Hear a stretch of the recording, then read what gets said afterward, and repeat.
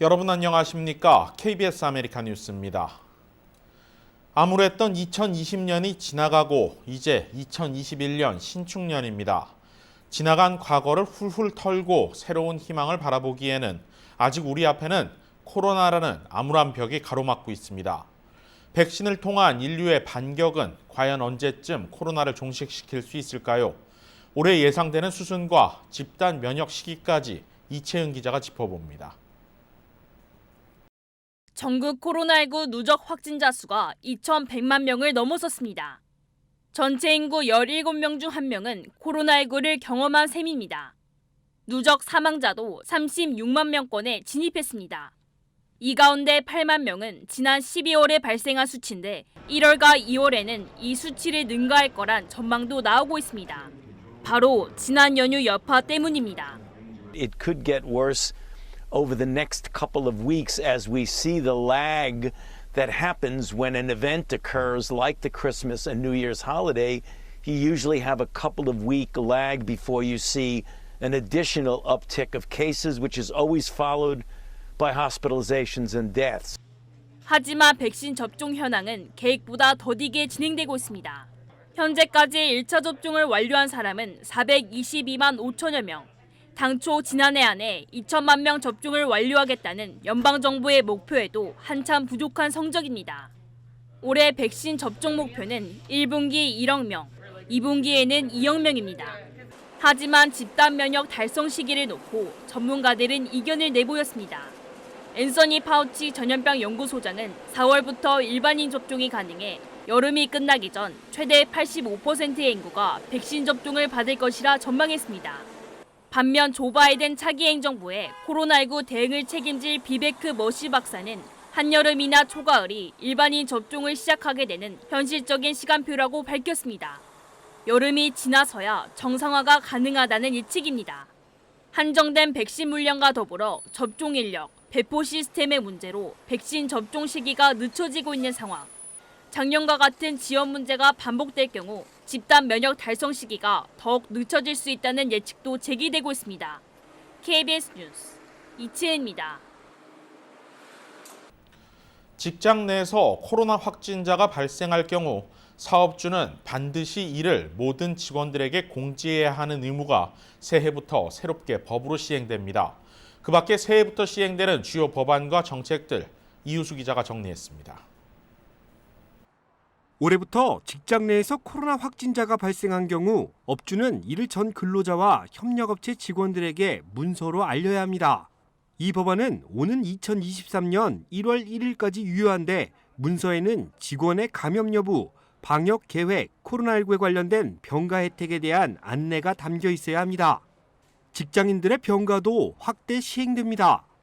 5명 이상의 근로자를 둔 사업자는 출산이나 가족 병간호를 위해 자리를 비우는 직원에게 최대 12주 동안 무급 휴가를 제공해야 합니다. 가족의 범위에는 부모와 자녀, 배우자와 손자, 조부모와 형제가 포함됩니다. 업주는 12주의 무급 휴가를 마친 직원에게 복직을 허용해야 하며 이를 거부할 경우 법적 처벌을 받을 수 있습니다. 캘리포니아주의 최저임금도 인상됩니다. 26명 이상의 근로자를 둔 사업체의 최저임금은 기존 13달러에서 14달러로 1달러 오르며 25명 이하의 사업체는 기존 12달러에서 13달러로 1달러 상향 조정됩니다. 하지만 지난해 7월 1일부로 이미 상향 조정된 LA시의 최저임금은 이미 주 기준치보다 높게 책정돼 이번 인상폭에 추가적인 영향을 받지 않습니다. 소수계 인종을 위한 의무화 정책도 도입됩니다. 올해부터 캘리포니아주에 본사를 둔 상장기업은 최소한 1명의 여성이 이사회에 참여하도록 규정했으며 올해 말까지 이사회에 아프리칸 아메리칸, 라티노, 아시안, 원주민 등 소수계 커뮤니티 구성원 중 최소 1명을 영입해야 합니다.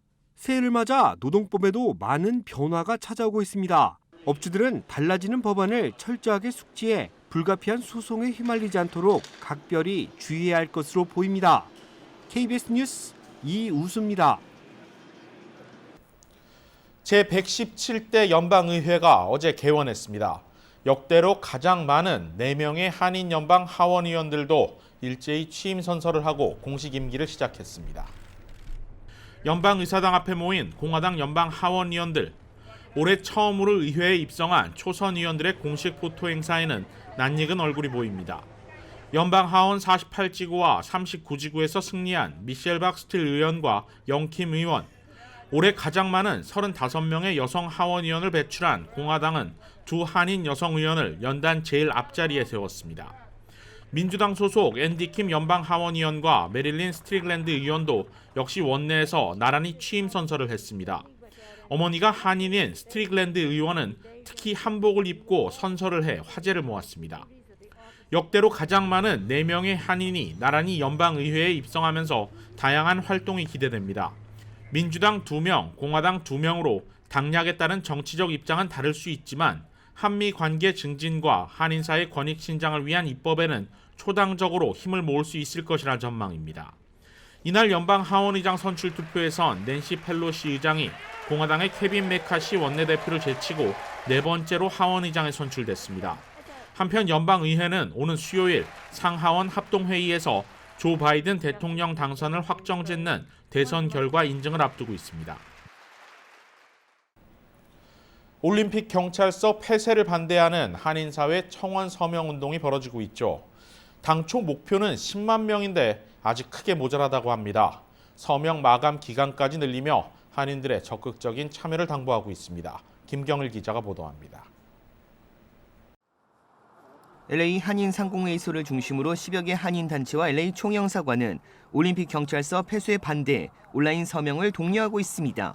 서명운동은 내일까지 10만 명을 목표로 했지만 현재 16,000여 명이 참여를 마쳤습니다. 약 2주 사이 많은 한인들의 참여지만 목표치에는 부족한 상황. LA 한인 상인은 오늘 논의 끝에 온라인 서명 기간을 7일까지 연장하기로 했습니다. 그래도 이번 주 안에 시에 이게 들어가면 되는 거니까 그 비대위 분들하고 위원장님하고 부위원장님하고 논해서 1월 7일까지 모았다가 시에 보내려고. 온라인 서명운동은 올림픽 경찰서 폐쇄 반대와 LA 경찰국 예산 삭감을 반대하는 청원서로 한인들이 지역사회에 취한 공백을 얼마나 우려하고 있는지를 보여주기 위해서입니다. 최소한 3만 명까지는 하려고 하고 있습니다. 그리고 여러분들이 알다시피 이 모든 걸 정하는 것은 경찰국장이 정하는 거지 시의회에서는 예산만 다루는 겁니다. 우리들이 이렇게 안전에 대해서 경각심을 갖고 있다는 걸 여러분들이 알려야 됩니다. 그러니까 여러분들이 이번 목요일까지 또한 최대한으로 하면 금요일까지 여러분들이 사인을 많이 해주시길 바라겠습니다. LA 한인 상인은 오는 11일 LA 시의회에 올림픽 경찰서 포함 3개 경찰서 폐쇄와 예산 삭감 심의에 앞서 오는 금요일인 8일 한인과 지역 주민들의 뜻을 모은 온라인 청원서를 에릭 가세티 LA 시장과 15명의 시의원에게 이메일과 문서로 전달할 예정입니다. LA 한인 상공회의소는 정치인들이 경찰서 폐쇄 반대에 힘을 실어주고 있어 큰 힘이 되지만 치안 공백을 우려하는 한인들의 관심을 시와 경찰국에 보여줄 때라며 남은 기간 온라인 서명운동에 꼭 동참해 줄 것을 당부했습니다. KBS 뉴스 김경일입니다. 뉴욕에서도 전염성이 약 70% 이상 더 강한 것으로 알려진 변이 코로나 바이러스의 감염 사례가 보고됐습니다. 여행 이력이 없는 지역사회 감염 사례인 것으로 알려져 우려가 커지고 있습니다. 제휴사 뉴욕 KBTV의 보도입니다. 앤드루 쿼모 주지사는 오늘 오후 사라토거 카운티의 한 남성이 지난달 영국에서 처음 발견된 코로나 바이러스 변종에 대해 양성 반응을 보였다고 밝혔습니다. 쿼모 주지사는 이 남성이 브로드웨이 404번지 팍스 보석성과 접종한 사실이 있다며 12월 18일부터 24일까지 이 보석상을 방문했던 사람들에게 즉시 검사를 받으라고 조언했습니다. 또 주 정부가 이미 매장과 관련해 있는 3명 이상의 다른 사람들이 아프다는 것을 알고 있지만 아직 이 새로운 변종에 대한 감염 여부는 확인되지 않았다고 주지사는 전했습니다. 미국에서는 최초로 영국 변종 바이러스 사례가 12월 말 콜로라도의 보건당국에 의해 발견됐으며 이후 캘리포니아, 플로리다 등 최소 3개 주에서 변종 바이러스 감염이 확인됐습니다. 미국 내에서 B117으로 알려진 영국 변종 코로나 바이러스에 확인된 사례는 여전히 낮지만 전문가들은 그 수가 훨씬 더 많을 것이라고 예상하고 있습니다. 전문가들은 새로운 변종으로 인해 바이러스가 더 쉽게 퍼지지만 중증으로 갈 확률 또는 사망률이 더 높다는 증거는 아직까지 나오지 않았습니다. 변종이 처음 발견된 영국에선 국가 전역에 봉쇄령이 내려졌습니다. 영국의 전국 전면 봉쇄 조치는 지난해 3월과 11월에 이어 세 번째입니다. 한편 쿼모 주지사는 오늘 기자회견에서 백신과 관련한 사기 행각에 대해 형사 처벌을 하겠다는 뜻도 밝혔습니다. 주지사는 백신은 어떤 사람들에게는 황금 같을 수 있다며 백신 배포 과정에서 사기 행각이 벌어진다면 그것은 범죄가 돼야 할 것이며 그렇게 하기 위한 법을 발의할 것이라고 말했습니다. 주지사의 이러한 발언은 뉴욕의 파커 커뮤니티 헬스클럽 네트워크가 주 보건부를 속여 백신을 확보한 뒤 우선 순위가 아닌 일반 대중에 백신을 공급한 정황이 있는 것으로 밝혀진 지 일주일 만에 나온 것입니다. 쿼모 주지사는 또 예정보다 느린 백신 접종 속도를 끌어올리기 위해 이번 주말까지 할당된 백신 물량을 소진하지 못하는 의료기관들에 최대 10만 달러의 벌금을 물리고 추후 백신 물량을 배정하지 않겠다고 경고했습니다. KBTV 뉴스 이창환입니다. 공화당이냐 민주당이냐 상원 다수당 지위를 누가 차지할 것인지 11월 대선 전의 마지막 결전이 하루 앞으로 다가왔습니다. 내일 치러지는 조지아주 결선은 공화당 켈리 래플러 상원의원과 흑인 후보인 민주당의 라파엘 워녹 후보, 공화당의 데이비 퍼듀 상원의원과 존 오소프 민주당 후보가 맞붙습니다. 두 선거 모두 현직 공화당 상원의원의 민주당 후보가 도전장을 내민 형국입니다. 통상 선거에선 현직 의원이 유리하지만 이번 선거는 대선과 연계돼 치러지는 만큼 결과는 한 치 앞도 내다보기 힘든 상황입니다. 실제로 공화당 텃밭으로 여겨져 왔던 조지아주는 이번 대선에서 바이든 당선인이 11,700여 표 차로 승부를 뒤집기도 했습니다. 각종 여론조사 역시 오차 범위 내 초박빙 접전입니다. 만약 이번 선거에서 공화당이 한 석을 승리하면 상원 다수당 지위를 유지하고 민주당은 두 석 모두 차지하면 상원의장인 부통령의 캐스팅 보트에 따라 다수당 지위를 차지할 수 있습니다. 한편 이번 조지아주 결선에서 민주당 후보 지지를 호소하는 한국어 광고가 제작돼 관심을 모으고 있습니다. 진실과 정확한 사실. 해답은 정치를 초월한 안전과 단결, 코로나 퇴치와 이후 치유를 강조하는 민주당의 조지아주 결선 선거 광고입니다.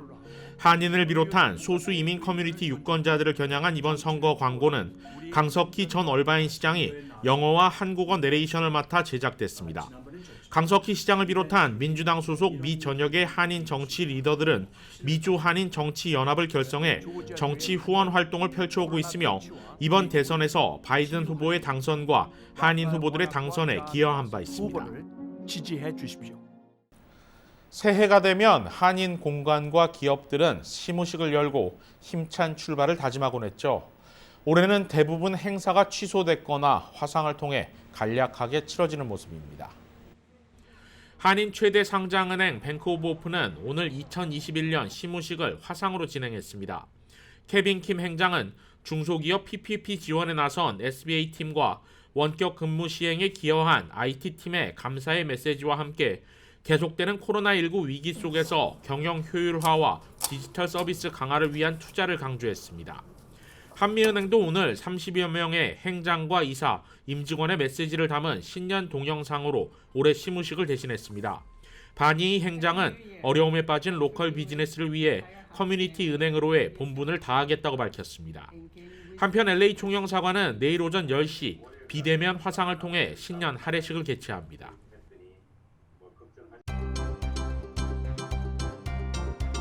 오늘의 주요 단신입니다. 다저 스타디움 코로나19 검사장이 오늘 다시 문을 열었습니다. 에릭 가세티 시장은 앞으로도 코로나19 검사장을 늘려나갈 것이라고 강조했습니다. LA 총영사관이 코로나19 사태로 국적신고 업무에 한해 한시적 온라인 신청 후 방문 접수도 가능하도록 마련했습니다. 대상은 오는 3월 31일까지 국적 이탈 신고를 해야 하는 남성과 선천적 복수 국적자와 국적 보유 신고, 국적 선택 신고 기한이 오는 6월 30일까지 만료되는 사람입니다.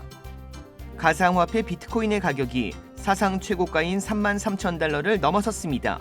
달러화 가치가 약화되는 가운데 비트코인을 비롯한 가상화폐로 투자자들이 몰리고 있다는 분석입니다. 코로나19로 한국에 입국을 원하는 시민권자와 외국인은 오는 8일부터 유전자 증폭 검사 PCR 코로나19 음성 확인서를 제출해야 합니다. PCR 음성 확인서는 출발일 기준 72시간 내 발급받은 확인서여야 합니다. 미국의 인구는 0.35% 늘어 3억 2,900만 명을 기록하고 있습니다. 코로나19 확산과 트럼프 행정부의 이민 규제 강화로 캘리포니아주 인구는 지난해 처음으로 감소세를 나타냈습니다. 전문가들은 사회의 역동성을 부여해온 인구 증가가 유럽처럼 변해가고 있다고 지적했습니다. KBS 아메리칸 뉴스 마칩니다. 고맙습니다.